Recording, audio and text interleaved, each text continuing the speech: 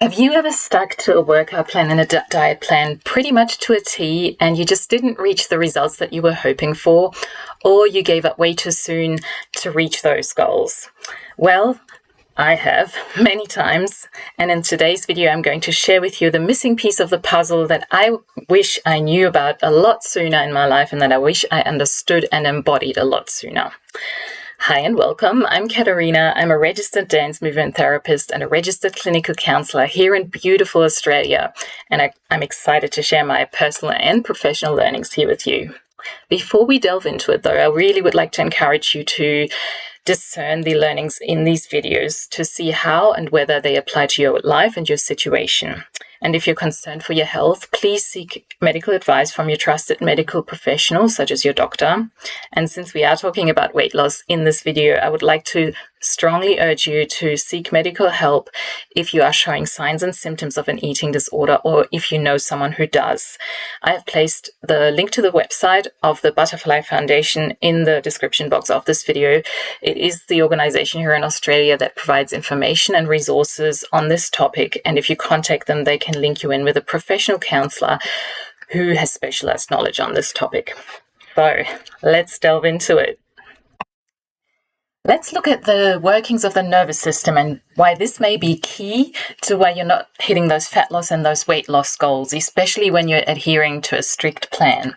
And let's look at how we can remove those roadblocks for you. And I'll also want to say that I don't think it's necessarily beneficial or helpful to be adhering to a strict plan. And I'll tell you why later. I think there needs to be some flexibility here. So, you probably know that there's a sympathetic nervous system and a parasympathetic nervous system. So our sympathetic nervous system helps us mobilize us every day to get out of bed, to get going with our day. It also helps us to put us into flight or fight mode when we're faced with a real life threat. So as a trauma counselor, I work with clients who have experienced trauma, mostly in their childhoods, and they access their sympathetic nervous system and their fight and flight mode when they were faced with a real life threat or something that came quite close to it, such as abuse. And so what happens when you're going into a fight or flight mode is that your whole body entirely mobilizes to get ready to attack the threat, so to go into fight, or to run from it, to go into flight. What happens is that your body shuts down anything or minimizes any other functions in the body that it doesn't need for immediate survival. Now, you might wonder, what does this have to do with weight loss? Well, the exact same thing happens when our body perceives that you're stressed. So that could be emotional stress, it could be physical stress, it could be mental distress. Because our body doesn't distinguish, it just notices something's off and there's a perceived threat. The body interprets this as a perceived threat. So you might think, oh, but I'm not necessarily stressed. And I would argue that in our day and age, our lifestyles are geared towards experiencing chronic stress, especially if we're constantly on the run, and go, and do. And even if we're not quite like that, we might be emotionally distressed about something, maybe some conflict that's happening at work or some conflict that's happening in your home. And if you're finding this very stressful, you're signaling to your body that you're stressed, and the body will interpret that as a perceived threat and go into fight or flight. It will then minimize your digestive system. It will raise cortisol levels, and that means your fat is more easily stored in the body. And we don't want that. Whether we're on a weight loss journey or not, we don't want our digestive system or any other systems to be compromised. Our digestive system is actually so crucial to our overall health. So what do we do to manage that, to get out of this state or to not be in that state for too long? Because really our sympathetic nervous system is only designed for us to be in it for a very short period of time, for as long as we really face a real life threat, which should not happen for too long and for too many times in our lives. So we need to look at shifting into a parasympathetic state. This is where our nervous system knows we're safe, and this is where we can digest and especially break down fat stores in our body. So we really need to look at how can we shift into that? How can we signal to our body that we are safe? Now, Dr. Libby Weaver has coined this phenomenon as the rushing woman syndrome. She's written a book by the same name, and I've included the link to this book in the description box of this video. She's also written other books about stress management and diet, and I've linked some of those books in the description box as well. Now, she talks about the things that I've just explained to you, but she also talks about how this phenomenon actually affects a lot of other things in our body as well, such as our hormones. And so if you want to delve deeper, you're welcome to have a look at those books and find out a little bit more about that, because she's one of Australia's leading nutritional biochemists. So she's done a lot of research into this.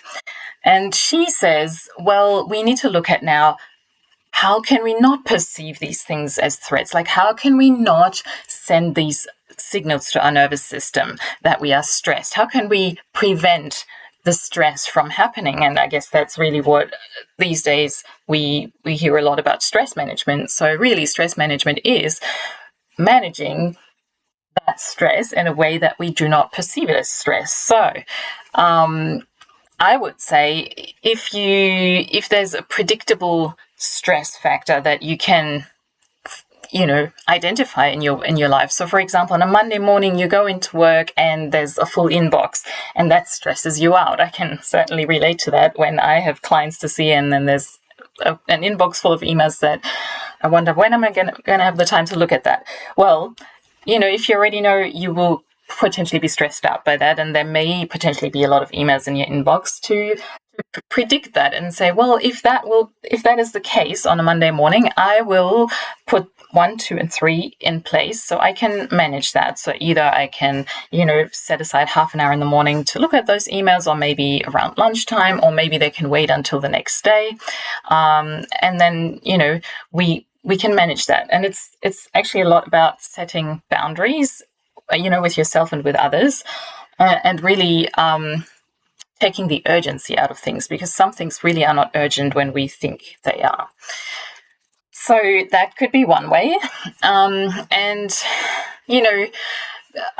Mindy Pelz on here, she talks about how getting up and walking it out when you feel stressed by something can really help. And I can certainly relate. When I go for a walk, especially after work for a half hour, I always feel so calm, and my state has completely shifted after I've gone for a walk.